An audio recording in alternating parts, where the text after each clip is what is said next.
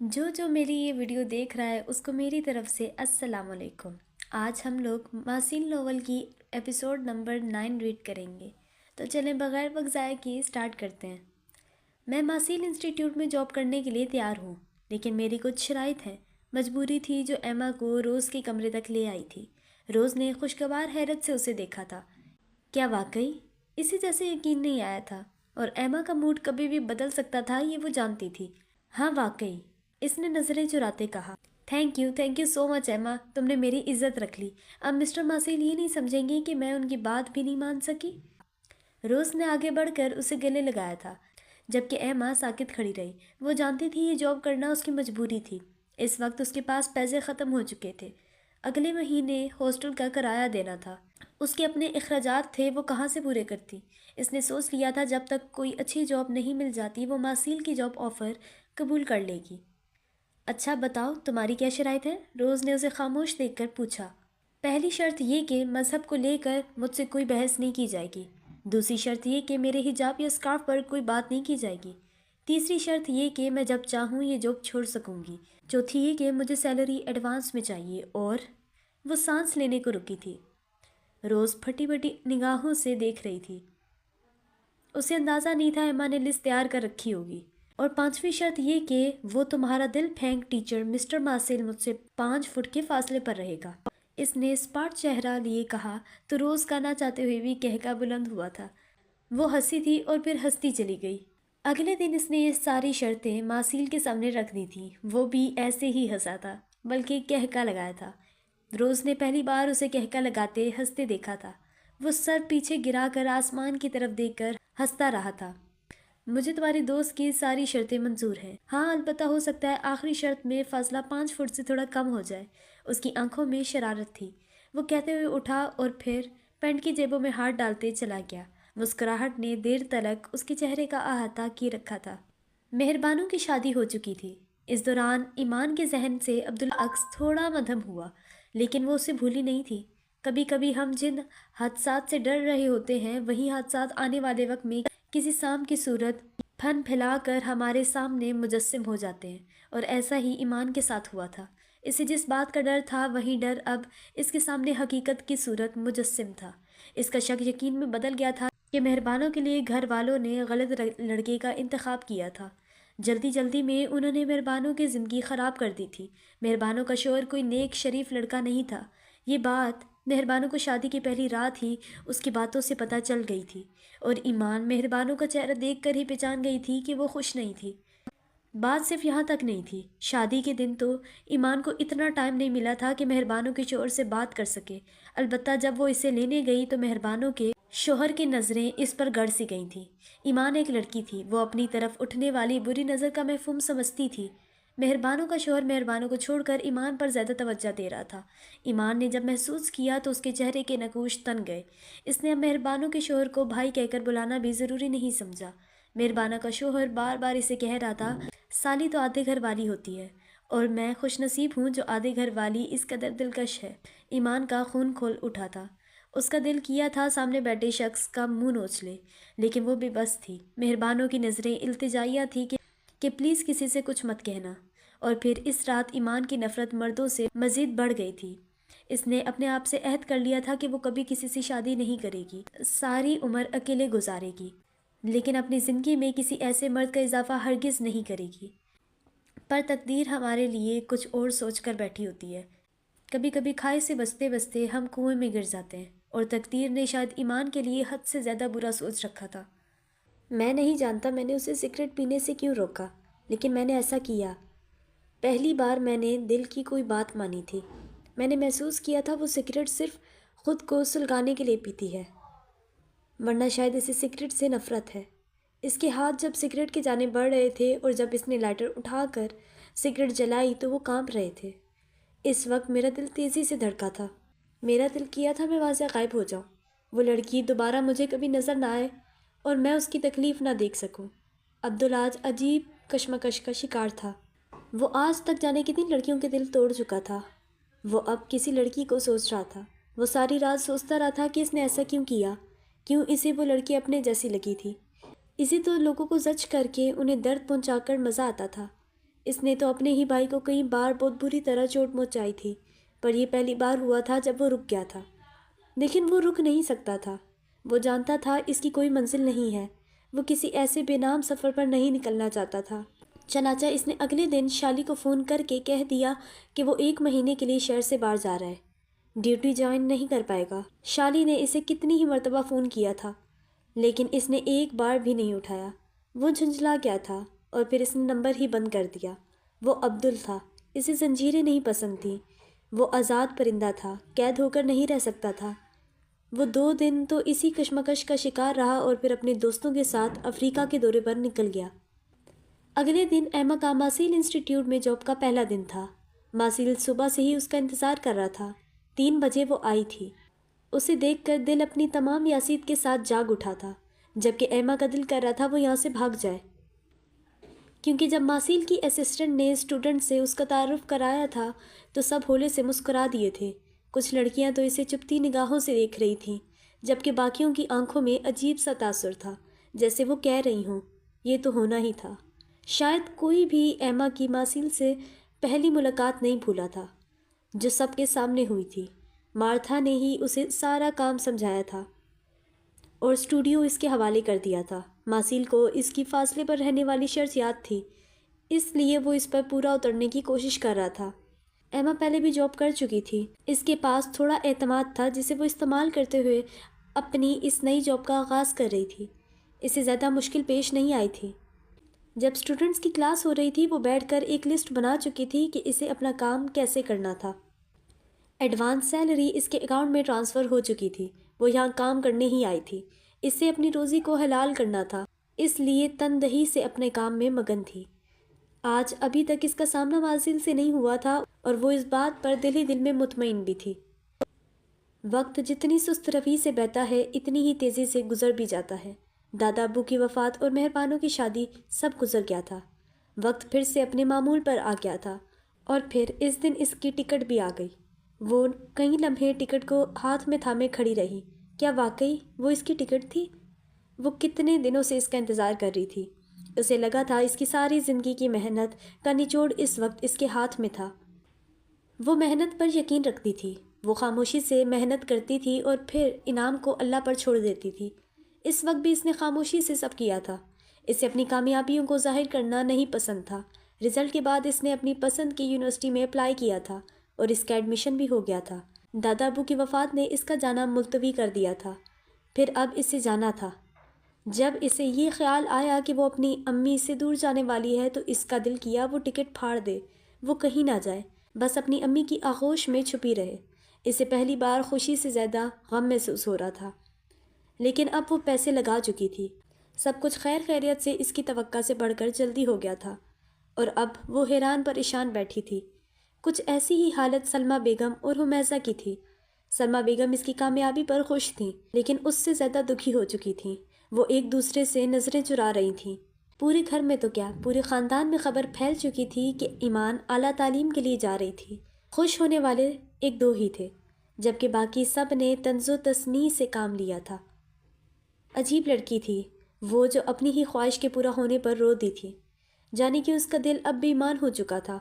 عجیب سا خوف دل میں پنجے گاڑ چکا تھا کہ اسے نہیں جانا چاہیے۔ اس کے جانے کی وجوہات میں پڑھائی کے علاوہ اور بھی بہت کچھ تھا۔ اسے تلاش تھی اپنی ذات کی، ایک ایسے شخص کی جو اس کی ذات سے وہ تمام ڈر خوف دور کر دے جو اسے چین نہیں لینے دیتے تھے۔ اس رات وہ جشن منانے کی بجائے روتی رہی تھی اور پھر صبح تک وہ اپنے آپ کو تیار کر چکی تھی۔ اسے اپنی ماں اور بہن کو بہتر مستقبل دینا تھا اور اس سے اچھا موقع اس کے پاس نہیں آنا تھا۔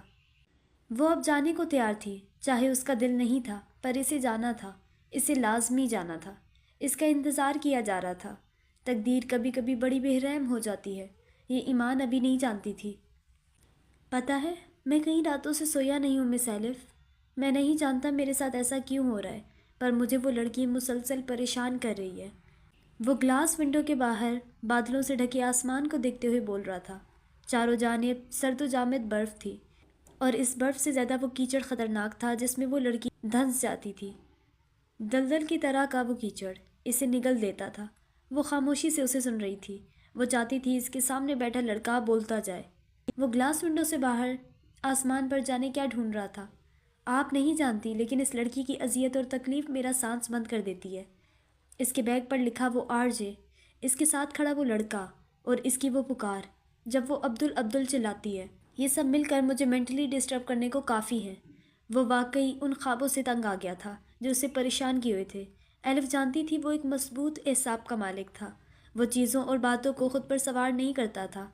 वो इसके पास तभी आता था जब कोई ज़रूरी, बहुत ज़रूरी बात डिस्कस करनी हो, और अब वो उलझा हुआ था, हद से ज़्यादा उलझ चुका था। इसकी बातें सुनकर वो खुद भी थोड़ा परेशान हुई थी, लेकिन वो भी समझ ना पाई थी ये माजरा क्या था। अलबत्ता एक बात ने एलिफ को चमका दिया था, आरजे का वो बैग। वो एकदम से बोली, क्या तुम्हें वो बैग याद है? वो एलिफ की बात सुनकर सीधा हुआ और फिर सोचने लगा। हाँ, वो बैग मुझे तमाम जुज़ियात से याद है, इसने बताया तो एलिफ अपनी जगह से उठ गई। जल्दी मेरे साथ चलो, वो कुछ पुरस्कार अंदाज में बोली तो उसे भी उठना पड़ा। क्या हुआ मिस एलिफ? वो उठ खड़ा हुआ। उस बैग का सुराख लगाने कि उसका मालिक कौन है, इसने चमकती आंखों से कहा तो वो भी कुछ समझते हुए उनके पीछे चल पड़ा। भला पहेलियाँ इतनी जल्दी सुलझ जाती हैं क्या? राज इतनी जल्दी नहीं खुलते, और ये बात वो दोनों शायद नहीं जानते थे। Thank you miss Emma. वो छुट्टी के वक्त इसके पास आया। एम्मा जो अपना सर थामे बैठी थी, इसकी बात पर चौंक कर सीधी हुई। इससे अपना सर दर्द से फटता महसूस हो रहा था। थैंक यू वाली कोई बात नहीं मिस्टर मासील, आपकी जगह कोई और भी होता तो मुझे ये जॉब अपने फ़ायदे के लिए करनी ही थी। वो सफाक थी, और इसकी इस बात से मासील के चेहरे पर कई साए लहरा गए। वो एम्मा से इस बात की तवक्का नहीं कर रहा था। वेल, आपकी जगह कोई और लड़की होती तो मैं खुद इसे जॉब ऑफ़र हरगिज़ ना करता।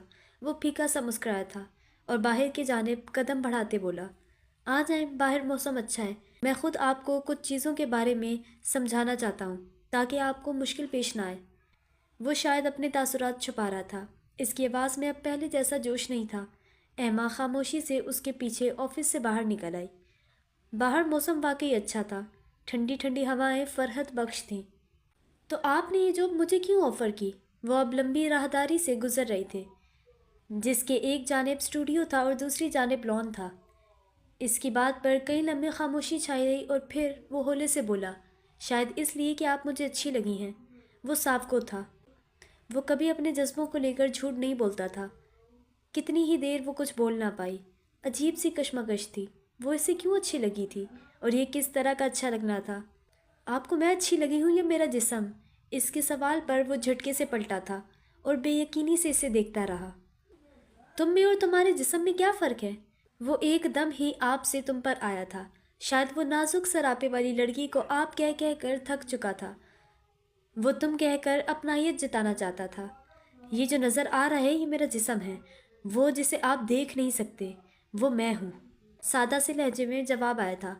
वो बोलने के लिए पर तोलने लगा, लेकिन समझ ना आया क्या बोले। वो लड़की अलग थी, अनोखी थी शायद, और तभी वो इसे अपनी जानिब खींच रही थी।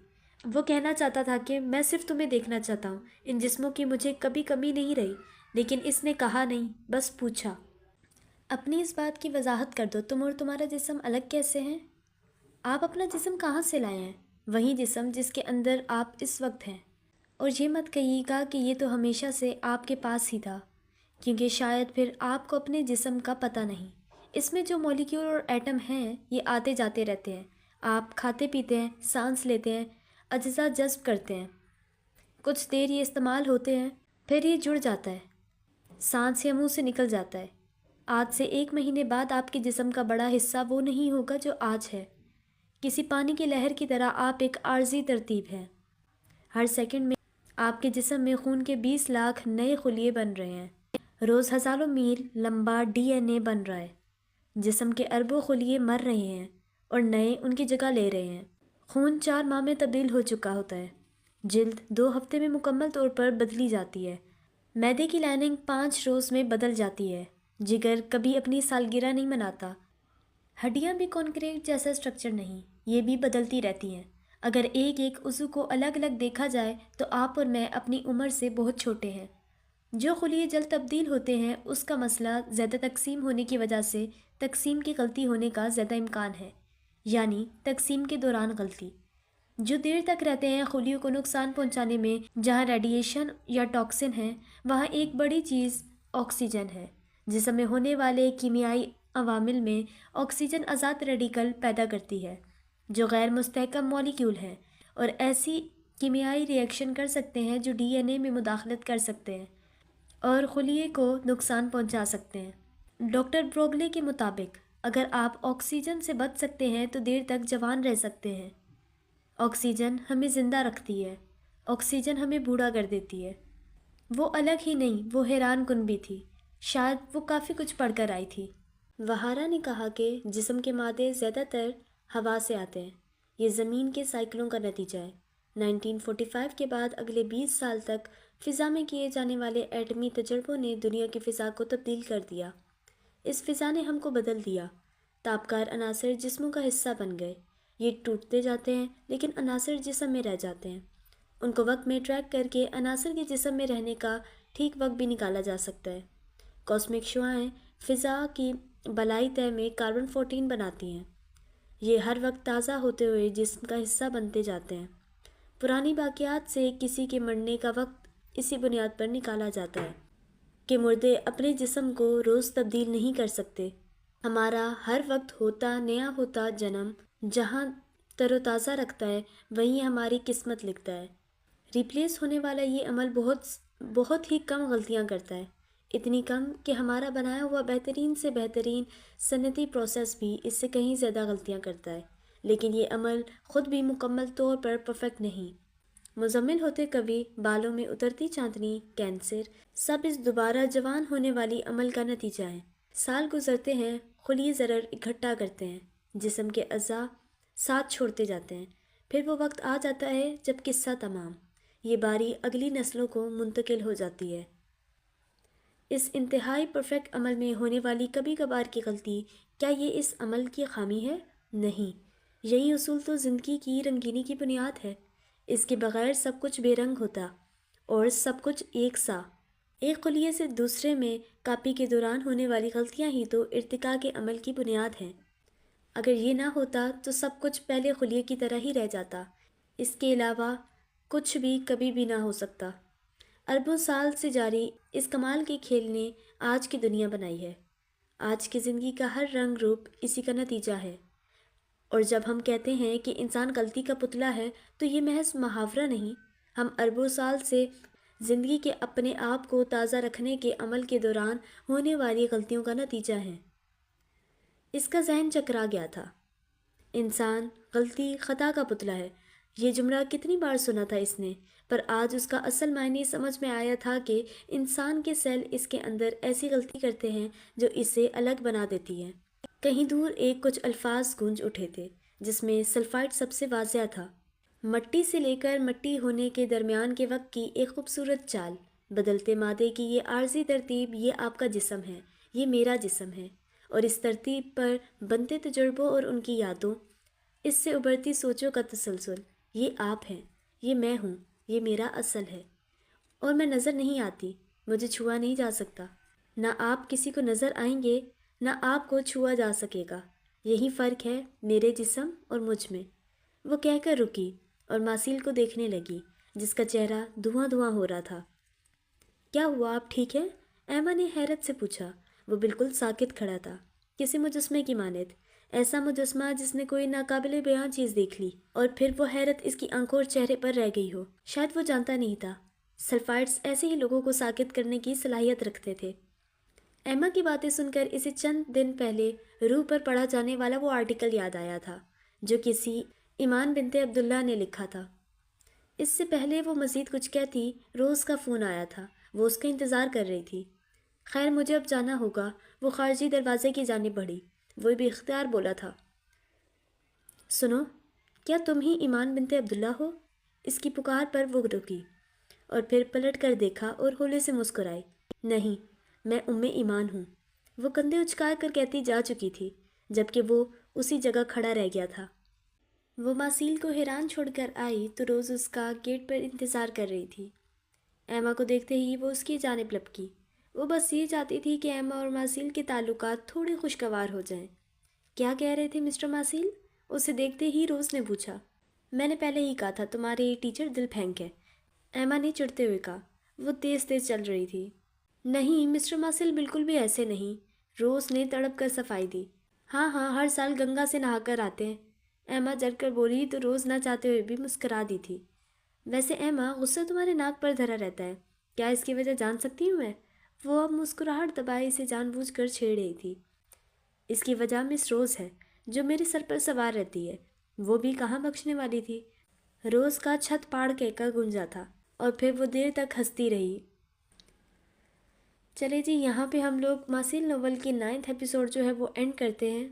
انشاءاللہ آگے ملاقات ہوگی۔ اگر آپ لوگوں نے ابھی تک میرا چینل سبسکرائب نہیں کیا تو کائنڈلی سبسکرائب کر دیں۔ خدا حافظ۔